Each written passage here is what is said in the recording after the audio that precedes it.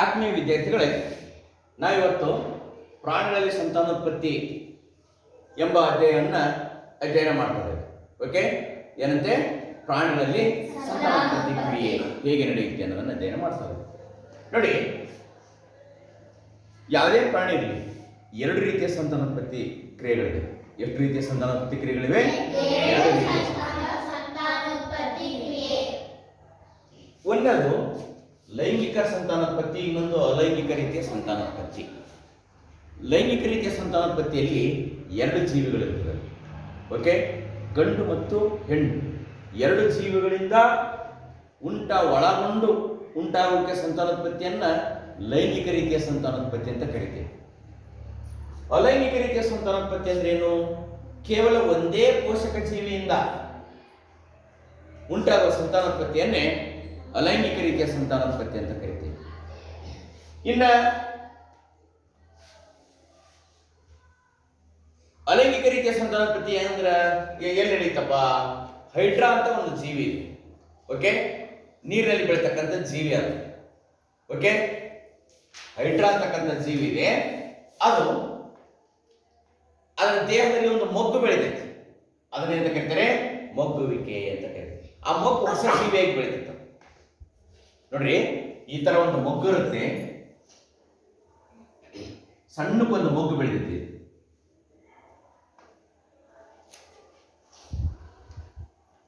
ಸಣ್ಣಕ್ಕೆ ಮೊಗ್ಗು ಬೆಳೆದೈತಿ.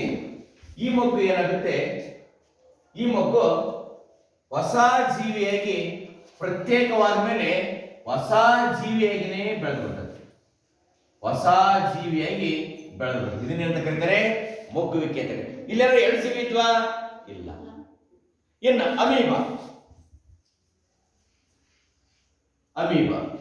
ಅಮೀಬಾ ಒಂದದ್ದು ಎರಡಾಗುತ್ತೆ. ಹೇಗಾಯ್ತು? ವಿದಳನ ಕ್ರಿಯೆಯಿಂದ ಆಯ್ತು.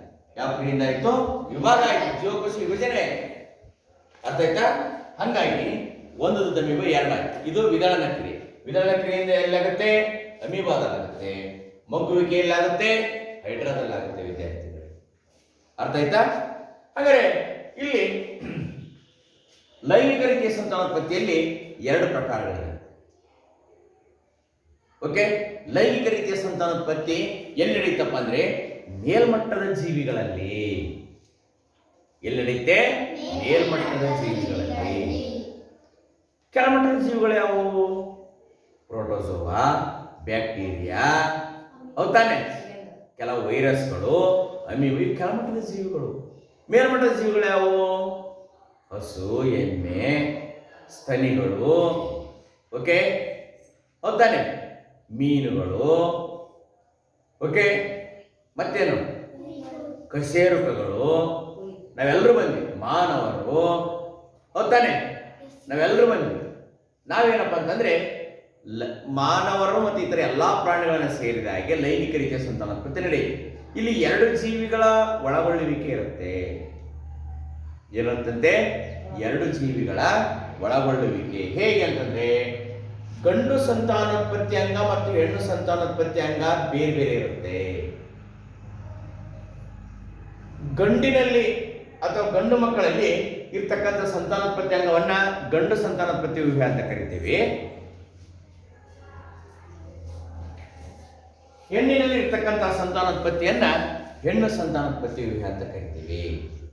ಹೌದಾ? ಗಂಡು ಸಂತಾನೋತ್ಪತ್ತಿ ಅಂಗವು ಗಂಡು ಲಿಂಗಾಣುವನ್ನು ಬಿಡುಗಡೆ ಮಾಡುತ್ತದೆ. ಹೆಣ್ಣು ಸಂತಾನೋತ್ಪತ್ತಿ ಅಂಗವು ಹೆಣ್ಣು ಲಿಂಗಾಣುವನ್ನು ಬಿಡುಗಡೆ ಮಾಡುತ್ತದೆ. ಇವೆರಡರ ಸಮ್ಮಿಲನದಿಂದ ಯುಗ್ಮಜವಾಗಿ ಉಂಟಾಗುತ್ತದೆ. ಯುಗ್ಮಜ ಬೆಳೆದು ಭ್ರೂಣವಾಗುತ್ತದೆ. ಭ್ರೂಣ ಹೊಸ ಜೀವಿಯಾಗುತ್ತದೆ. ಅರ್ಥ ಆಯ್ತಾ? ತುಂಬಾ ಸರಳವಾಗಿದೆಯಲ್ಲ? ಓಕೆ, ಅರ್ಥ ಆಯ್ತಲ್ವ ವಿಷಯ? ಈಗ ವಿದ್ಯಾರ್ಥಿಗಳನ್ನ ಹೇಳಿದ್ದನ್ನ ಸರಳವಾಗಿ ನೀವು ಇವುಗಳನ್ನ ತೋರಿಸ್ತಾ ಹೇಳ್ತೀರ ಅಷ್ಟೇ. ತುಂಬಾ ಸರಳವಾಗಿ ಎಕ್ಸ್ಪ್ಲೇನ್ ಮಾಡೋಣ. ಓಕೆ, ಈಗ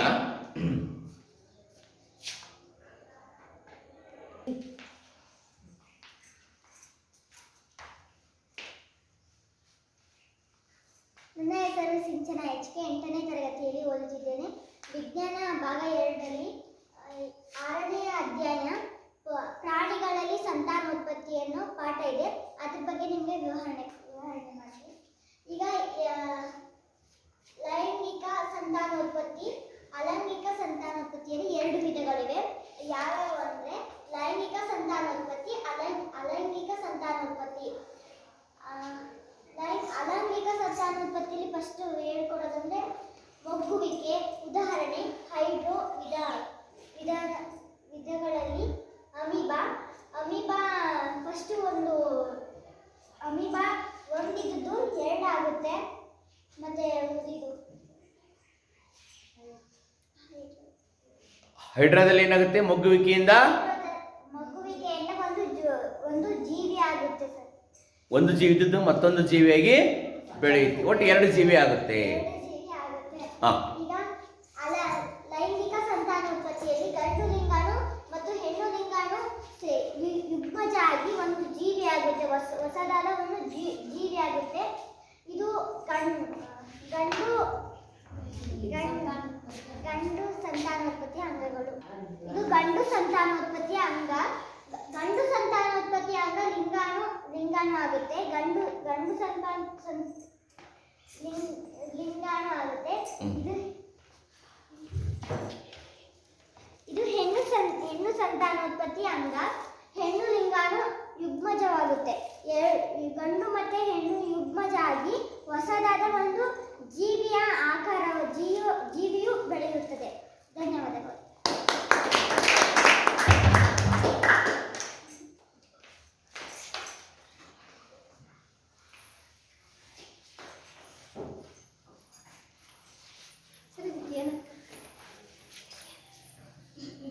ಹೇಳು. ನನ್ನ ಹೆಸರು ವೈಷ್ಣವಿ. ನಾನು 8ನೇ ತರಗತಿಯಲ್ಲಿ ಓದುತ್ತಿದ್ದೇನೆ. ಭಾಗ 2ರ ವಿಷಯ ವಿಜ್ಞಾನ. ಅಧ್ಯಾಯ 6 ಪ್ರಾಣಿಗಳಲ್ಲಿ ಸಂತಾನೋತ್ಪತ್ತಿ. ಸಂತಾನೋತ್ಪತ್ತಿಯಲ್ಲಿ 2 ವಿಧ. ಅವು ಯಾವ್ಯಾವು ಅಂತ ತಿಳ್ಕೊಳ್ಳೋಣ. ಲೈಂಗಿಕ ಸಂತಾನೋತ್ಪತ್ತಿ ಮತ್ತು ಅಲೈಂಗಿಕ ಸಂತಾನೋತ್ಪತ್ತಿ. ಲೈಂಗಿಕ ಸಂತಾನೋತ್ಪತ್ತಿಯಲ್ಲಿ ಗಂಡು ಲಿಂಗಾಣು ಮತ್ತು ಹೆಣ್ಣು ಲಿಂಗಾಣು ಇರುತ್ತೆ. ಗಂಡು ಲಿಂಗಾಣು ಇದು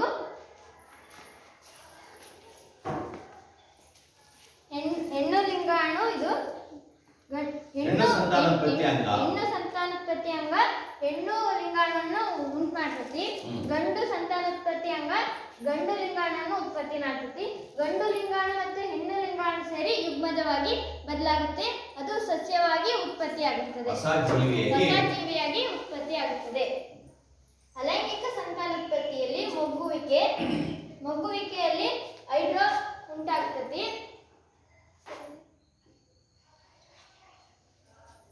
ದ್ವಿದಳದಲ್ಲಿ ಅಮೀಬಾ ಉಂಟಾಗ್ತತಿ. ಒಂದು ಅಮೀಬಾ ಇದ್ದದ್ದು 2 ಅಮೀಬಾ ಆಗಿ ಬದಲಾಗುತ್ತದೆ. ಧನ್ಯವಾದಗಳು.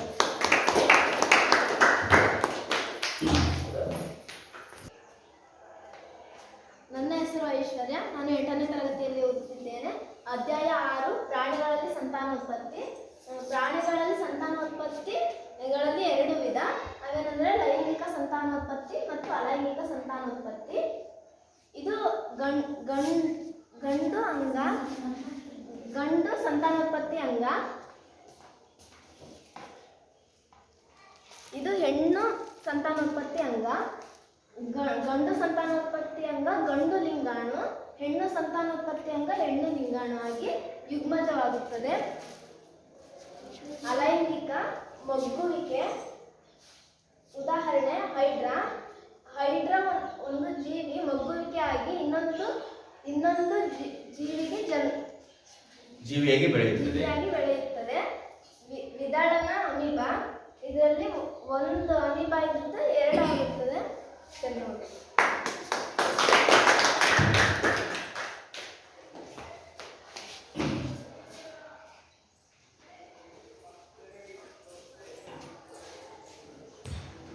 ನನ್ನ ಹೆಸರು ಚೈತನ್ಯ. ನಾನು 8ನೇ ತರಗತಿಯಲ್ಲಿ ಓದುತ್ತಿದ್ದೇನೆ.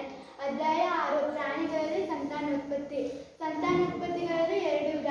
ಲೈಂಗಿಕ ಸಂತಾನೋತ್ಪತ್ತಿ ಮತ್ತು ಅಲೈಂಗಿಕ ಸಂತಾನೋತ್ಪತ್ತಿ. ಲೈಂಗಿಕ ಸಂತಾನೋತ್ಪತ್ತಿ ಇದು ಗಂಡು ಸಂತಾನೋತ್ಪತ್ತಿ.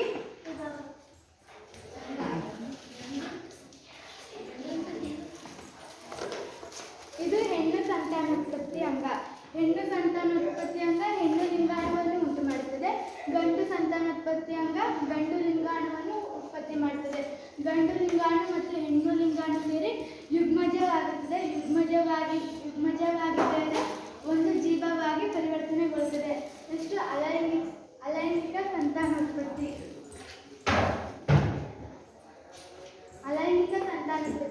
ಅಲೈಂಗಿಕ ಸಂತಾನೋತ್ಪತ್ತಿಯಲ್ಲಿ ಮೊಗ್ಗುವಿಕೆ ಮತ್ತು ವಿದಳನ ಬರುತ್ತದೆ. ಉದಾಹರಣೆ ಹೈಡ್ರಾ ಒಂದು ಹೈಡ್ರಾ ಇದ್ದು ಇನ್ನೊಂದು ಹೈಡ್ರಾ ಆಗಿ ಪರಿವರ್ತನೆಗೊಳ್ಳುತ್ತದೆ. ಮತ್ತು ವಿದಳನ ಅಮೀಬಾ ಒಂದು ಅಮೀಬಾ ಇದ್ದು ಎರಡು ಅಮೀಬಾವಾಗಿ ಪರಿವರ್ತನೆಗೊಳ್ಳುತ್ತದೆ. ಧನ್ಯವಾದಗಳು.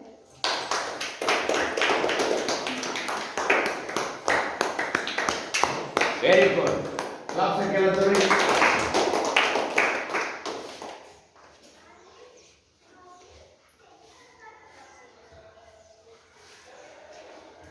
ನನ್ನ ಹೆಸರು ಜ್ಯೋತಿ. ನಾನು 8ನೇ ತರಗತಿಯಲ್ಲಿ ಓದುತ್ತಿದ್ದೇನೆ. ಈಗ ಭಾಗ 2 ವಿಜ್ಞಾನ ಅಧ್ಯಾಯ 6 ಪ್ರಾಣಿಗಳಲ್ಲಿ ಸಂತಾನೋತ್ಪತ್ತಿ. ಸಂತಾನೋತ್ಪತ್ತಿಯಲ್ಲಿ 2 ವಿಧಾನ: ಲೈಂಗಿಕ ಸಂತಾನೋತ್ಪತ್ತಿ ಮತ್ತು ಅಲೈಂಗಿಕ ಸಂತಾನೋತ್ಪತ್ತಿ. ಲೈಂಗಿಕ ಸಂತಾನೋತ್ಪತ್ತಿಯಲ್ಲಿ ಗಂಡು ಲಿಂಗಾಣು ಮತ್ತು ಗಂಡು ಸಂತಾನೋತ್ಪತ್ತಿ ಅಂಗ ಮತ್ತು ಹೆಣ್ಣು ಸಂತಾನೋತ್ಪತ್ತಿ ಅಂಗ. ಗಂಡು ಸಂತಾನೋತ್ಪತ್ತಿ ಅಂಗ ಗಂಡು ಲಿಂಗಾಣುವನ್ನು ಉತ್ಪತ್ತಿ ಮಾಡುತ್ತದೆ. ಹೆಣ್ಣು ಸಂತಾನೋತ್ಪತ್ತಿ ಅಂಗ ಹೆಣ್ಣು ಲಿಂಗಾಣುವನ್ನು ಉತ್ಪತ್ತಿ ಮಾಡುತ್ತದೆ. ಎರಡೂ ಸೇರಿ ಯುಗ್ಮಜ ಆಗುತ್ತದೆ.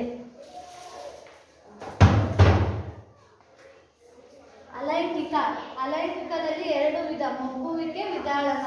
ಮೊಗ್ಗುವಿಕೆಯಲ್ಲಿ ಹೈಡ್ರಾ ಉದಾಹರಣೆ. ವಿದಾಳನದಲ್ಲಿ ಅಮೀಬಾ. ಹೈಡ್ರಾದಲ್ಲಿ ಹೈಡ್ರಾ ಒಂದು ಇದ್ದಿದ್ದು 2 ಆಗುತ್ತದೆ.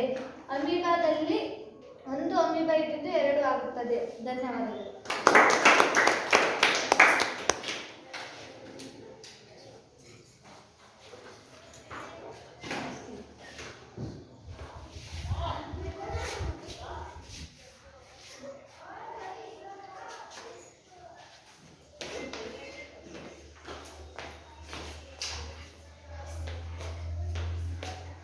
ನನ್ನ ಹೆಸರು ಭಕ್ತಿ. ನಾನು 8ನೇ ತರಗತಿಯಲ್ಲಿ ಓದುತ್ತಿದ್ದೇನೆ. ಅಧ್ಯಾಯ 2 ಪ್ರಾಣಿಯ ಸಂತಾನೋತ್ಪತ್ತಿ. ಪ್ರಾಣಿಯ ಸಂತಾನೋತ್ಪತ್ತಿಯಲ್ಲಿ 2 ಸಂತಾನೋತ್ಪತ್ತಿ: ಅಲೈಂಗಿಕ ಸಂತಾನೋತ್ಪತ್ತಿ, ಲೈಂಗಿಕ ಸಂತಾನೋತ್ಪತ್ತಿ. ಲೈಂಗಿಕ ಸಂತಾನೋತ್ಪತ್ತಿಯಲ್ಲಿ ಗಂಡು ಸಂತಾನೋತ್ಪತ್ತಿ ಅಂಗ ಮತ್ತು ಅದು ಗಂಡು ಸಂತಾನೋತ್ಪತ್ತಿ ವಿಭ್ಯ. ಇನ್ನೊಂದು ಹೆಣ್ಣು ಸಂತಾನೋತ್ಪತ್ತಿ ವಿಭ್ಯ. ತೋರಿಸಿ ಆ ಚಾರ್ಟ್ ತೋರಿಸಿ. ಹೆಣ್ಣು ಸಂತಾನೋತ್ಪತ್ತಿ ಅಂಗ, ವಿಭ್ಯ. ಓಕೆ. ಗಂಡು ಸಂತಾನೋತ್ಪತ್ತಿ ಮತ್ತು ಗಂಡು ಲಿಂಗಾಣುವನ್ನ ಗಂಡು ಲಿಂಗಾಣು ಮತ್ತು ಹೆಣ್ಣು ಲಿಂಗಾಣು ವಿಭಜನೆ ಬಿಡುಗಡೆ ಮಾಡಿ ಯುಗ್ಮಜ ಬಿಡುಗಡೆ ಮಾಡಿ ಯುಗ್ಮಜ ಹೊಸ ಜೀವಿಯಾಗಿ ಹೊಸ ಜೀವಿಯಾಗಿ ಬೆಳೆಯುತ್ತದೆ. Very good, very good.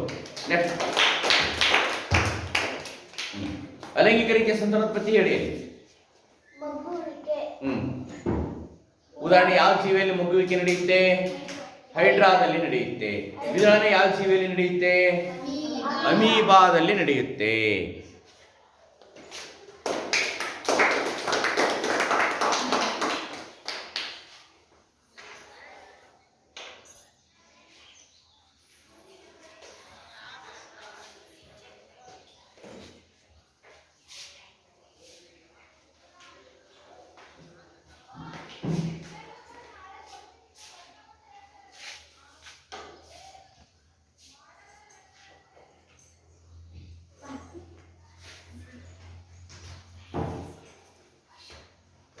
ನನ್ನ ಹೆಸರು 8ನೇ ತರಗತಿಯಲ್ಲಿ ಓದುತ್ತಿದ್ದೇನೆ.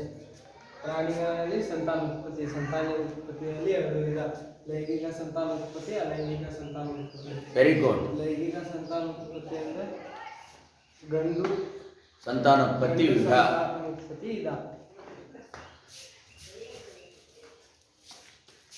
ಹೆಣ್ಣು ಸಂತಾನೋತ್ಪತ್ತಿ ವಿಧ. ಹೆಣ್ಣು ಸಂತಾನೋತ್ಪತ್ತಿ ಹೆಣ್ಣು ಲಿಂಗಾಣು. ಗಂಡು ಸಂತಾನೋತ್ಪತ್ತಿ ಗಂಡು ಲಿಂಗಾಣು. ಇವೆರಡು ಸೇರಿ ಯುಗ್ಮಜ ಆಗುತ್ತೆ. ಯುಗ್ಮಜ ಹೊಸ ಜೀವಿಯಾಗಿ ಬೆಳೆಯುತ್ತದೆ. ಇನ್ನು ಅಲೈಂಗಿಕ ರೀತಿಯ ಸಂತಾನೋತ್ಪತ್ತಿ ಹೇಳು. ಅಲೈಂಗಿಕ ರೀತಿಯ ಸಂತಾನೋತ್ಪತ್ತಿ ಮಗುವಿಕೆ. ಉದಾಹರಣೆ ಯಾವುದು? Hydra hydra. ಹೈಡ್ರಾ ಹ್ಮ್. ಹೈಡ್ರಾ ಒಂದು ಜೀವಿ ಇದ್ದು ಇನ್ನೊಂದು ಜೀವಿ ಉತ್ಪಾದನೆಯಾಗುತ್ತದೆ. ವಿದಳನ ಅಮೀಬಾ ಒಂದು ಅಮೀಬಾ ಇದ್ದಿದ್ದು ಎರಡು ಅಮೀಬಾ ಉತ್ಪಾದನೆ ಆಗುತ್ತದೆ.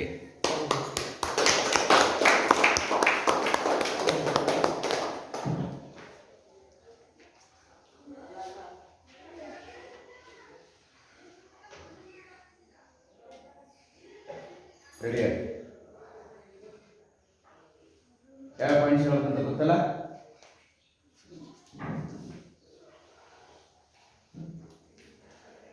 ನನ್ನ ಹೆಸರು ಮುರುಳಿ, 8ನೇ ತರಗತಿಯಲ್ಲಿ ಓದುತ್ತಿದ್ದೇನೆ. ಅಧ್ಯಾಯ 6 ಪ್ರಾಣಿಗಳಲ್ಲಿ ಸಂತಾನೋತ್ಪತ್ತಿಯಲ್ಲಿ 2 ವಿಧ: ಲೈಂಗಿಕ ಸಂತಾನೋತ್ಪತ್ತಿ, ಅಲೈಂಗಿಕ ಸಂತಾನೋತ್ಪತ್ತಿ. ಗಂಡು ಲಿಂಗಾಣು ಮತ್ತು ಹೆಣ್ಣು ಲಿಂಗಾಣು. ಗಂಡು ಲಿಂಗಾಣು ಭಾಗ. ಗಂಡು ಸಂತಾನೋತ್ಪತ್ತಿ ಅಂಗ ಗಂಡು ಲಿಂಗಾಣುವನ್ನು ಬಿಡುಗಡೆ ಮಾಡುತ್ತದೆ. Very good. ಹೆಣ್ಣು ಲಿಂಗಾಣು ಹೆಣ್ಣು ಸಂತಾನೋತ್ಪತ್ತಿ ಅಂಗ ಹೆಣ್ಣು ಲಿಂಗಾಣುವನ್ನು ಬಿಡುಗಡೆ ಮಾಡುತ್ತದೆ. ಅವೆರಡು ಸಮ್ಮಿಲನದಿಂದ ಏನಾಗುತ್ತೆ? ಯುಗ್ಮಜ ಉಂಟಾಗುತ್ತದೆ. ಯುಗ್ಮಜ ಹೊಸ ಜೀವಿಯಾಗಿ ಬೆಳೆಯುತ್ತದೆ. ಹೌದಾ? ಅಲೈಂಗಿಕ ರೀತಿಯ ಸಂತಾನೋತ್ಪತ್ತಿ ಹೇಳಪ್ಪ. ಅಲೈಂಗಿಕ ಸಂತಾನೋತ್ಪತ್ತಿ ಯಾವಿದಾವೆ? ಮಗ್ಗುವಿಕೆ. ಇನ್ನೊಂದು ಯಾವುದು? ಮಗ್ಗುವಿಕೆಯಲ್ಲಿ ಉದಾಹರಣೆ ಯಾವುದು? ಹೈಡ್ರಾ. ವಿದಳನದಲ್ಲಿ ಉದಾಹರಣೆ ಯಾವುದು? Amoeba. Very good, very good.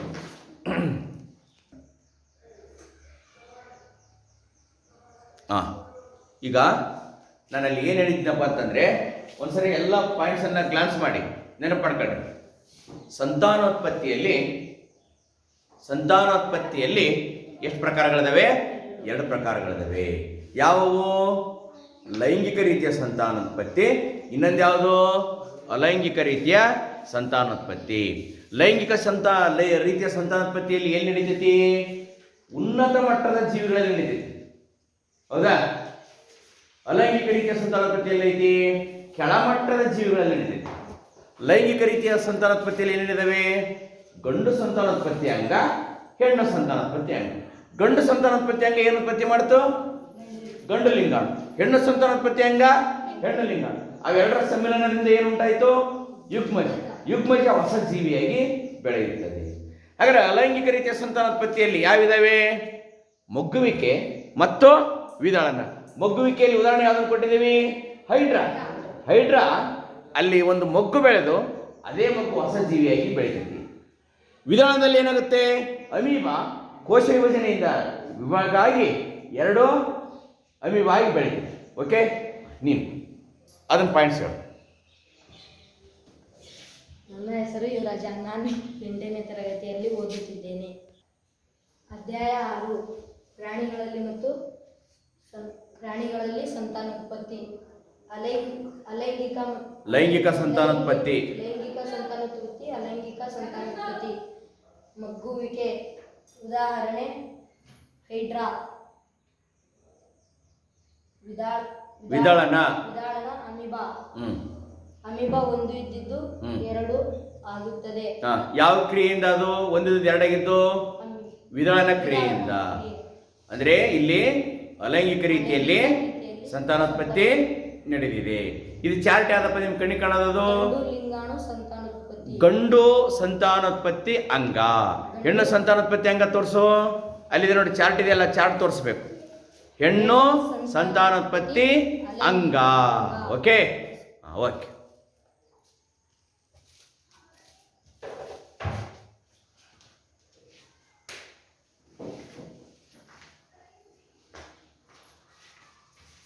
ನನ್ನ ಹೆಸರು ಪುಟ್ಟರೇಶ, ನಾನು 8ನೇ ತರಗತಿಯಲ್ಲಿ ಓದುತ್ತಿದ್ದೇನೆ. ಅಧ್ಯಾಯ 6 ಪ್ರಾಣಿಗಳಲ್ಲಿ ಸಂತಾನೋತ್ಪತ್ತಿಗಳು. ಎಷ್ಟು ರೀತಿಯಲ್ಲಿ ಸಂತಾನೋತ್ಪತ್ತಿ ನಡೀತೈತಿ? 2 ರೀತಿಯಲ್ಲಿ ಸಂತಾನೋತ್ಪತ್ತಿ ಕ್ರಿಯೆ ನಡೆಯುತ್ತದೆ. ಒಂದೇದು ಯಾವುದಪ್ಪ? ಲೈಂಗಿಕ ಸಂತಾನೋತ್ಪತ್ತಿ. ಇನ್ನೊಂದು ಅಲೈಂಗಿಕ ಸಂತಾನೋತ್ಪತ್ತಿ ಅಲ್ವಾ? ಹಾಗಾದ್ರೆ ಇಲ್ಲಿ ಗಂಡು ಸಂತಾನೋತ್ಪತ್ತಿ ಅಂಗ ಎಲ್ಲಿದೆ? ಇದು ಗಂಡು ಸಂತಾನೋತ್ಪತ್ತಿ ಅಂಗವಾಗಿದೆ. ಅರ್ಥ ಆಯ್ತಾ? ಓಕೆ.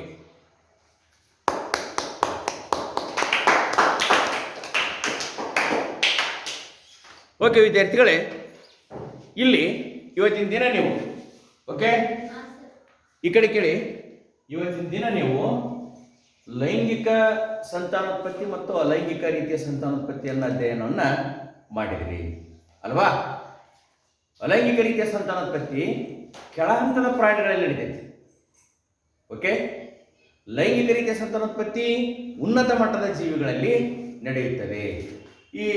ಇಲ್ಲೇನು ಚಾರ್ಟ್ ಕಾಣಿಸ್ತಾ ಇದೆಯಲ್ಲ, ಇದು ಗಂಡು ಸಂತಾನೋತ್ಪತ್ತಿ ವ್ಯೂಹ. ಇಲ್ಲೊಂದು ನಾನೊಂದು ಚಾರ್ಟ್ ತೋರಿಸಿದೆ. ಓಕೆ, ಮಾದರಿ ತೋರಿಸಿದೆ. ಇದೇನಪ್ಪ ಅಂದ್ರೆ ಹೆಣ್ಣು ಸಂತಾನೋತ್ಪತ್ತಿ ವ್ಯೂಹ. ಗಂಡು ಸಂತಾನೋತ್ಪತ್ತಿ ಅಂಗದಲ್ಲಿ ಒಂದು ಜೊತೆ ವೃಷಣಗಳಿರುತ್ತವೆ. ವೃಷಣ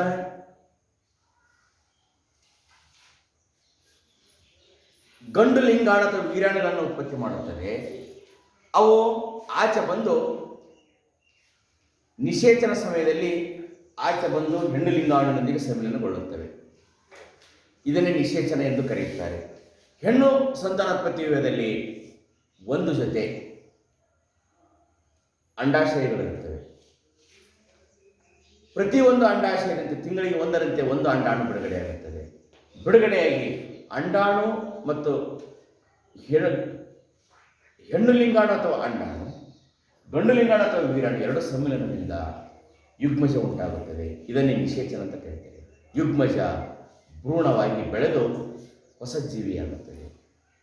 ಇದು ಮಾನವರ ಸಂತಾನೋತ್ಪತ್ತಿ ಕ್ರಿಯೆ. ಅರ್ಥ ಆಯ್ತಲ್ಲ?